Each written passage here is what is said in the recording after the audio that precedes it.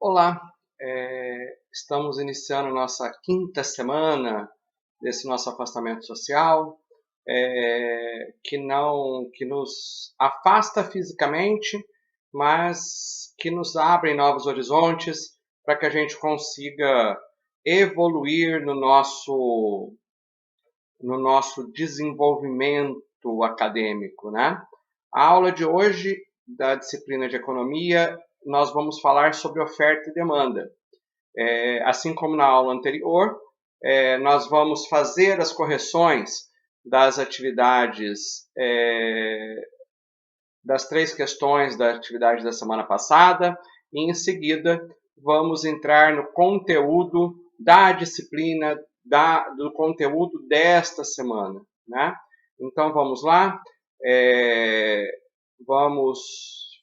a aula de hoje ela está baseada, se você estiver acompanhando pelo PDF, da página 64 a 74, e se você estiver acompanhando o livro, da página 58 a 68. Nós tivemos aí uma divergência com relação às páginas na semana passada, somente um aluno verificou isso, mas prestem atenção que, na verdade, o conteúdo inteiro foi dividido em duas aulas, né? Assim como estava planejado desde o início, né? Foi um equívoco meu aí, não é só vocês que estão pirando cabeção, não, a gente também acaba pirando cabeção, né, na quantidade de atividades que a gente tem que fazer.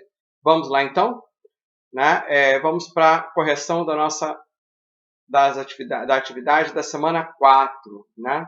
Então, foi apresentado aí para vocês um seguinte questionamento: o que é o mercado e como que o mercado pode ser apresentado para a gente, né?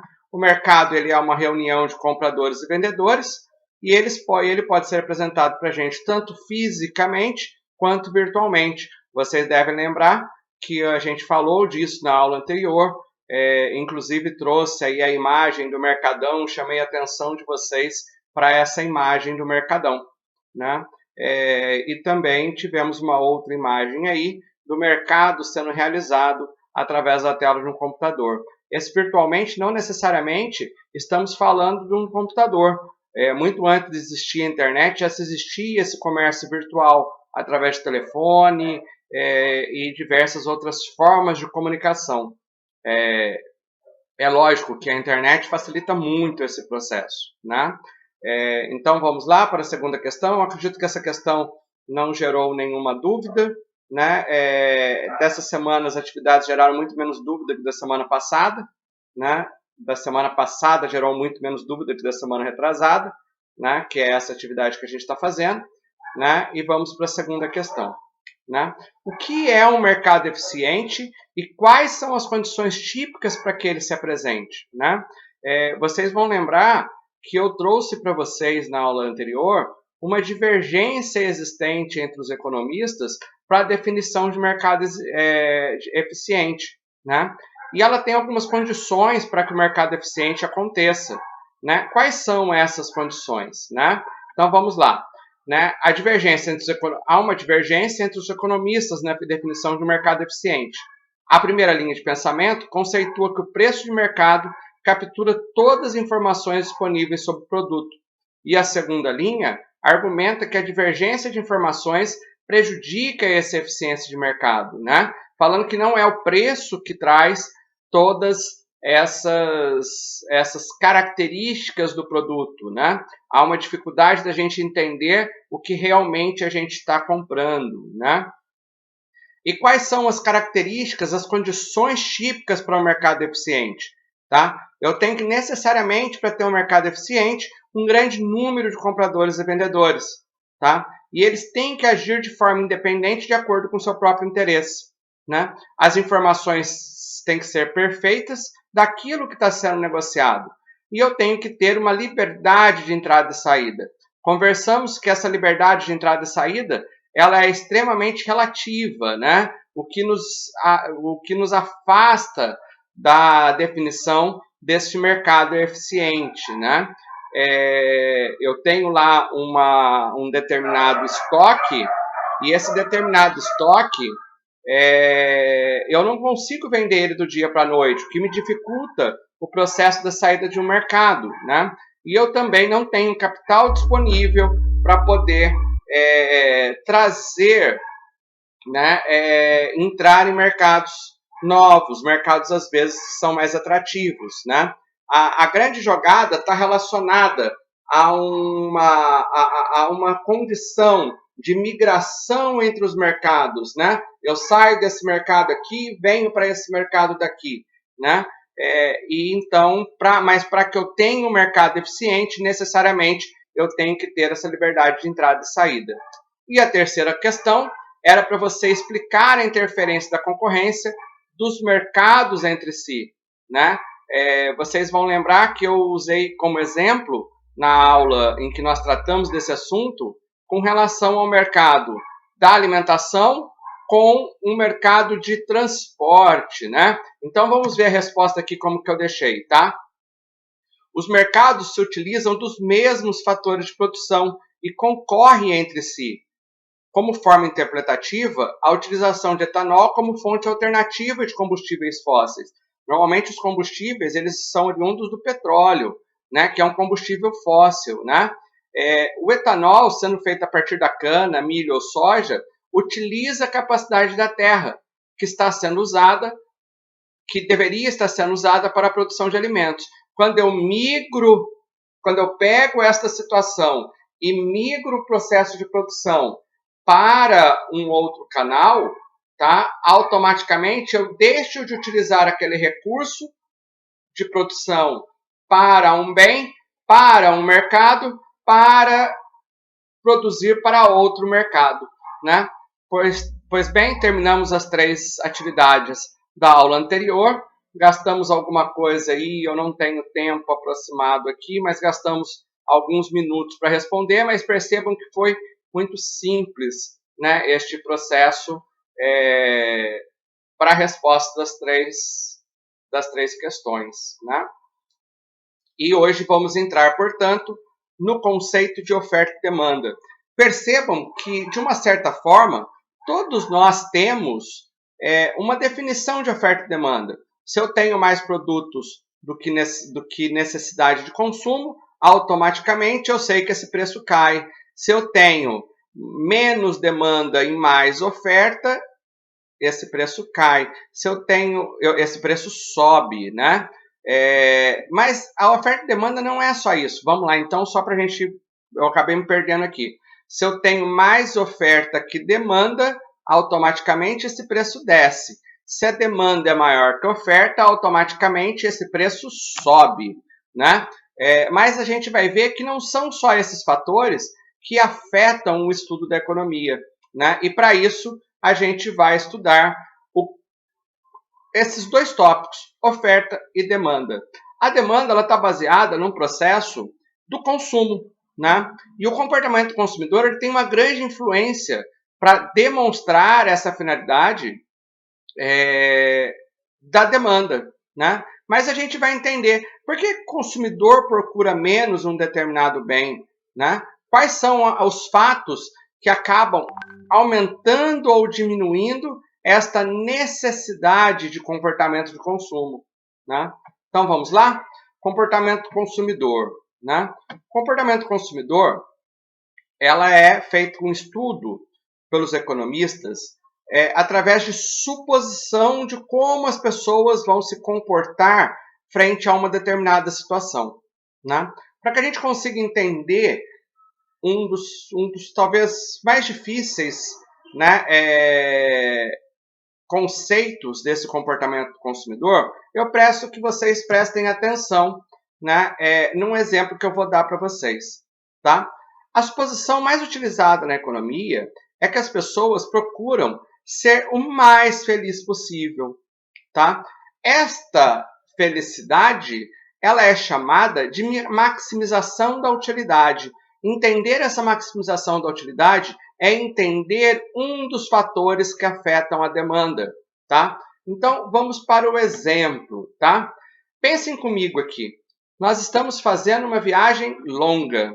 Pensem aí que são 18 horas, tá? Botei aqui um emotion aqui, que no meio do caminho vamos sentir fome. 18 horas não temos como nos alimentar em casa e só nos alimentarmos no nosso destino. tá? Vai chegar a um determinado ponto, eu vou postergar o máximo possível para poder parar, mas essa fome, a cada vez que passa, ela mais aumenta, né? E isso faz com que a gente comece a prestar atenção nos outdoors da estrada, né? E aí, de repente, a gente se depara com um outdoor, né? Falando, né? Normalmente associando mais de uma situação, o tempo de abastecimento e o tempo de você comer. Então, pensem que a nossa próxima parada é um rancho da pamonha, tá? Estou eu lá no rancho da pamonha, estou morrendo de fome, já estou a 6 horas de viagem, né, andando, e de repente esse rancho da pamonha é o que me vem a calhar. Chegando lá, eu me deparo com uma promoção: 10 pamonhas por R$ 20, né? Um preço extremamente atrativo, né? E logo eu peço, estou com muita fome, desça para mim esse prato de 10 pamonhas. E lá vem o vendedor com as 10 pamonhas para mim. Perceba que esse vendedor conhece muito bem essa utilidade marginal, essa maximização, né? Essa maximização de utilidade, tá? Ele sabe que eu não dou conta de comer 10 pamonhas, mas eu não me atento a essa situação e logo peço o prato lá. Uma pamonha é 5, 10 pamonhas são R$ 20. Ou seja, eu estou levando uma extrema vantagem em comprar essas 10 pamonhas. Tá? Ninguém faz isso, né, gente? A gente não usa essa situação, né?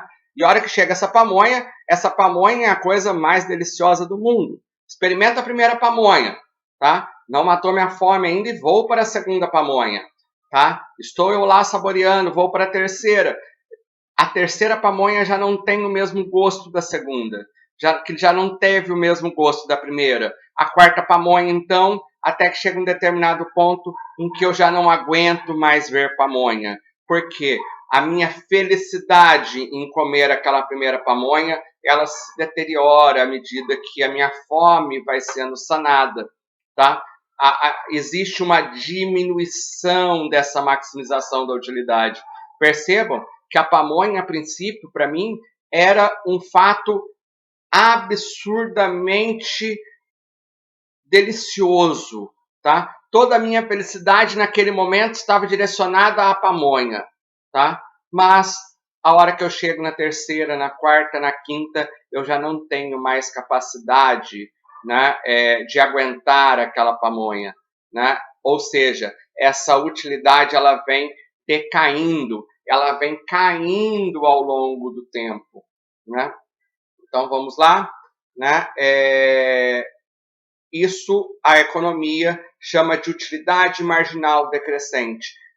Ao longo do tempo, a minha felicidade vai diminuindo para um processo de satisfação ou de alegria, tá? Um outro fator que vai afetar nesta demanda está diretamente relacionada ao efeito renda, tá? Eu tenho uma limitação de renda, eu não posso comprar tudo aquilo que eu quero. Logo, esse efeito renda, ele é extremamente importante para que a gente consiga entender essa demanda. E ela vai influenciar diretamente nesse processo da demanda, tá?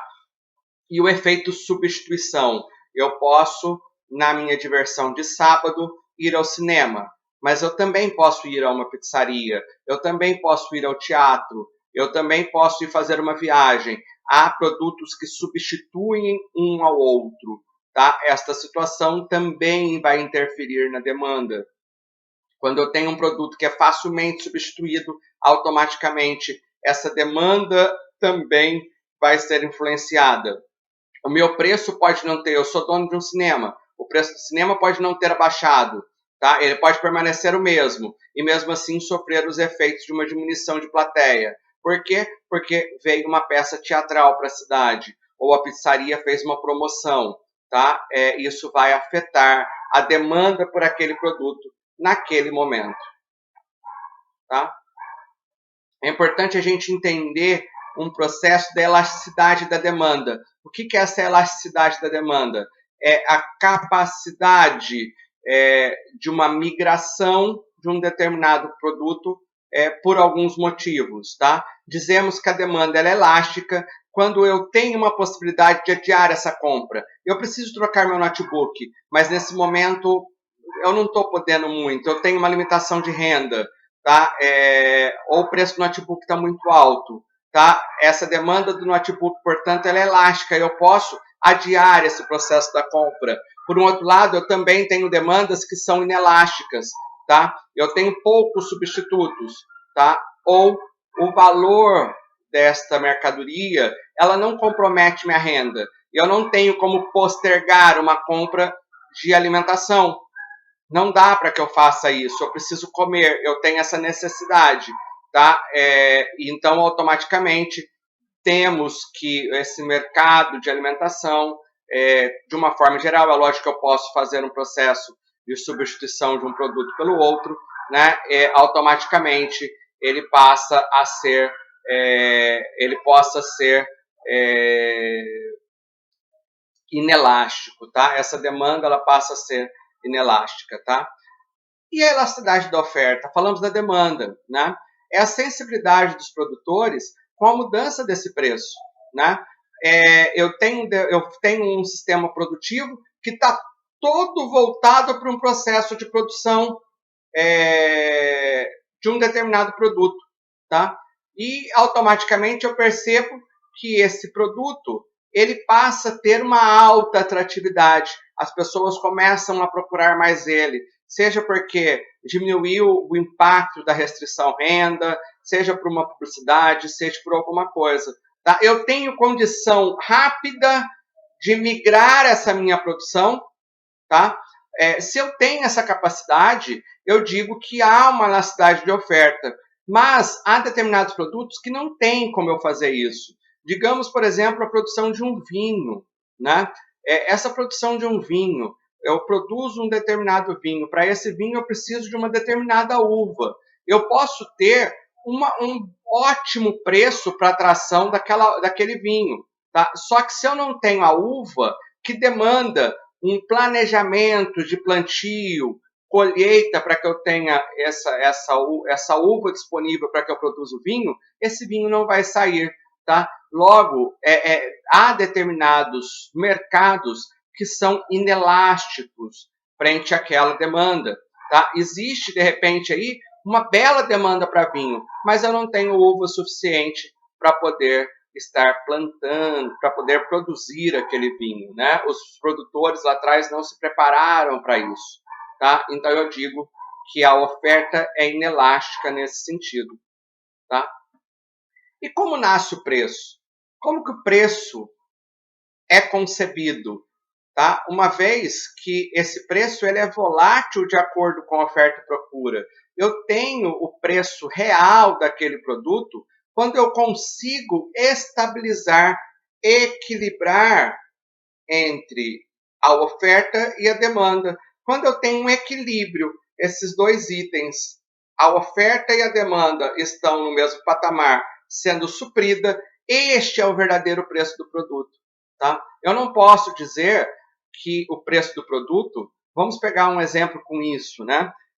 A relação dos combustíveis. Há bem pouco tempo atrás, nós tínhamos a nossa mobilidade altamente produtiva, né, altamente acontecendo. Nós nos movimentávamos entre a cidade, precisávamos ir trabalhar, precisávamos ir para a faculdade, precisávamos fazer nossas atividades. E para isso abastecíamos os nossos carros, entrávamos nas vans, nos ônibus, e o combustível era suprido, tá? E, de repente, houve uma necessidade no Brasil, né, houve uma escolha no Brasil de deixar o preço desse combustível livre para o mercado. Deixa o mercado controlar ele, tá? Então, uma influência do dólar, porque o barril do petróleo é baseado no dólar, ou uma influência de ter mais ou menos petróleo no mundo, esse preço era oscilante. E aí vimos diversas publicidades falando o seguinte: o preço na Petrobras abaixa, mas não abaixa na bomba. É lógico que não abaixa na bomba. É muito simples explicar isso. Eu tenho uma demanda muito forte, a gente estava se movimentando. Ou seja, se eu tenho um produto que estou vendendo a R$ 5 e estou vendendo, para que eu vou baixar esse preço? Não tem necessidade, tá? Porque eu tenho gente procurando esse produto. Se eu tenho gente procurando esse produto, né, se as pessoas estão procurando este produto, para que eu vou abaixar esse preço? Tá? Por um outro lado, aconteceu a pandemia e essa locomoção foi reduzida. Com a redução dessa locomoção, tá, aumentou-se muito a oferta em relação à demanda. O que aconteceu com o preço? O preço caiu. Tá? Mas quer dizer que o preço que os combustíveis estão hoje é o preço real do combustível? Não. Como também não é o preço real do combustível a R$5. Tá? Qual é o preço real do combustível? É quando eu consigo produzir a mesma quantidade de demanda. Este é o preço real do produto. Tá? Desta forma, nasce o preço real daquele produto e para aquele mercado. Ok? Vamos lá então? Daniel, mas o que causa essas mudanças na oferta? É simplesmente uma vontade do produtor? Nós vamos ver que não é bem isso. Tá? Nós vamos ver que tem alguns fatores que causam essa mudança na oferta. A primeira dela tem relação direta com a natureza. Tá? Se eu tenho, por exemplo, uma grande quantidade de chuva que impede a produção de um determinado bem, esse produto vai diminuir a sua quantidade produtiva, tá? E, consequentemente, tá? A natureza vai interferir na quantidade de bem disponível frente à demanda, tá? Essa natureza ela é um dos fatores que causam essa mudança de oferta, tá? Eu posso lidar também com o preço dos insumos. Tá? Se um determinado insumo para a produção daquilo mudar, né, alterar para mais ou para menos, eu vou alterar o processo do insumo. Tá? Eu vou ter mais ou menos pessoas disponíveis a produzir aquele bem. Tá? A presença de mais ou menos concorrência. Quando eu tenho pouca concorrência, automaticamente, lembra-se que eu não tenho um processo de um mercado perfeito. Se eu tenho pouca concorrência, a tendência desse preço é estar maior. Vamos lembrar que num conceito, tá? As pessoas são egoístas e quando eu produzo um bem, o que eu procuro cada vez mais é vender o meu produto pelo maior preço possível, né? Então, se eu tenho pouca concorrência, a concorrência faz com que eu diminua o meu preço. Se eu tenho pouca concorrência, eu vou vender, né, num preço que eu acho justo.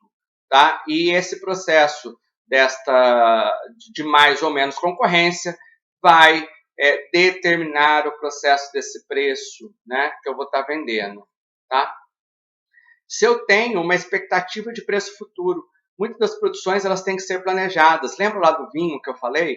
Como é que eu sei? Como é que eu vou produzir aquela uva? Tá? Se eu consigo prever que lá na frente eu vou ter uma necessidade de maior número de uva, tá? E isso vai fazer com que o preço suba. Então, automaticamente, eu vou virar todo o meu sistema produtivo para produzir aquela uva, né? Isso é muito usado, tá? Essa situação do preço futuro, tá? Então, se eu tenho uma expectativa que esse preço suba ou diminua no futuro, automaticamente eu vou aumentar ou diminuir a concorrência para aquele mercado, tá? Vamos lembrar que o que atrai, né, a concorrência, a produção, é o melhor preço possível. Né? Se eu tenho uma expectativa de preço futuro, bom, automaticamente mais pessoas vão migrar para esse mercado. Tá? A influência de mercados correlatos, né? Lembram aquela influência que a gente falou de um mercado no outro? Aqui está relacionado para isso, tá? Se o etanol vai ter um preço bom, toda a minha cana-de-açúcar, ou boa parte da cana-de-açúcar, vai migrar para o etanol e não para produzir açúcar. Né? Então, são mercados correlatos. Açúcar, eu estou lidando com o mercado de consumo de alimentação. E o etanol, eu estou lidando para a necessidade de transporte, de locomoção. Tá? Então, a influência de mercados correlatos também influenciam. Né? Políticas governamentais. Tá? De repente, eu posso ter grandes incentivos, e pensem que essas políticas governamentais não são só aqui no Brasil. Tá? Se de repente os Estados Unidos percebem que a produção de soja dele não vai ser tão boa, tá? E o Brasil está com uma boa produção de soja. E de repente os Estados Unidos resolve diminuir as taxas de importações da soja para lá, para poder incentivar a ida de soja para lá, para que ela supra essa necessidade de consumo da soja, essa demanda da soja lá. Então, essas políticas governamentais também interferem na oferta. Sentimos essas políticas governamentais muito voltado no final do ano passado às carnes. Vocês lembram que as carnes aqui tiveram um grande aumento? Por quê? A China, com uma deficiência de alimentação, incentivou o processo de compra de carne brasileira para ir para aquele país. Automaticamente, essa política governamental da soja, da carne lá, fez com que a nossa carne, que estava preparada para o mercado interno, migrasse para lá. Faltou produto aqui para a gente, faltou oferta e esse preço subiu, né? Fatores tecnológicos, tá? Os fatores tecnológicos fazem com que eu produza mais com menos recursos, tá? Então ele também vai interferir nesse processo da oferta, tá? E aumento de capital físico, tá? Cada vez que o capital físico, lembrando que capital não é só dinheiro, cada vez que o capital físico aumenta, tá? Eu tenho mais pessoas produzindo, eu vou mexer nessa oferta. Se eu tenho mais ou menos pessoas produzindo, eu vou ter mais ou menos oferta daquele produto. E quanto mais eu oferto, ou quanto menos eu oferto produto, mais eu vou interferir nessa situação da oferta, né? Daniel, e o que causa mudança na demanda? Horas. Ela está diretamente relacionada, a gente vai ver com os fatores que nós já vimos lá atrás, tá? Então a gente precisa entender os gostos dos consumidores. Esse é um dos fatores que vai afetar essa demanda, né? O preço e a renda, né? Vamos ver então, ó, os gostos dos consumidores, eles podem ser influenciados por publicidade, tá? Quando eu tenho publicidade divulgada nesse produto, quantos e quantos produtos nós já passamos a consumir porque soubemos que ele existia. Até então a gente desconhecia. E ele abre para a gente uma situação, esse produto eu quero, né? Ele muda o meu gosto. Tá? Questões sociais ou questões de saúde pública. Percebam, essa pandemia que nós estamos passando vai mudar o mercado, muitos mercados. Né? Digamos aí, por exemplo, produtos de higiene, produtos de alimentação, hábitos serão mudados. Né? Lembram, recentemente, nós tivemos, acho que ano retrasado, um incidente no estacionamento de um supermercado brasileiro em que um cachorro foi agredido por um segurança, tá? Ou seja, questões sociais que marcaram uma determinada pressão naquela marca, tá? O preço, tá? Que eu posso trazer uma interferência não só pelo preço daquele mercado, mas produtos substitutos ou complementares. Vamos entender se produtos substitutos ou complementares? São dois tipos de produtos diferentes, tá? De interferências de preços diferentes. Lembram que eu falei para vocês do cinema e da pizzaria e do teatro, tá? Um é substituto ao outro, tá? Mas vamos pensar no cinema. Quando eu vou no cinema, se o preço do ingresso está mais baixo, eu tento pegar uma pipoca maior. A pipoca ela é complementar ao cinema, tá? O vinho é complementar à pizza, tá? Ela faz um processo e isso vai interferir na demanda para aquele produto. Tá? Se a pizza está muito cara, automaticamente eu não vou pegar um vinho que tenha um custo mais elevado, tá? Porque eu vou ter uma limitação e aí eu preciso ter um limite de gasto para aquela situação. Assim acontece com a pipoca e o cinema.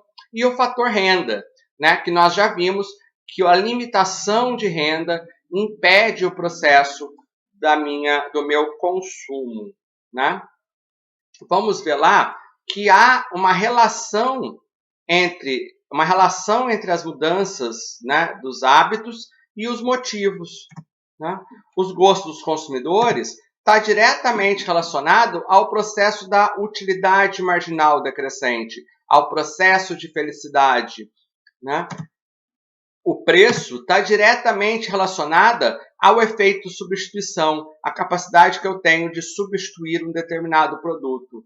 Tá? A renda ela está diretamente ligada ao efeito renda, a limitação que o meu orçamento traz para o consumo daquele produto. Né?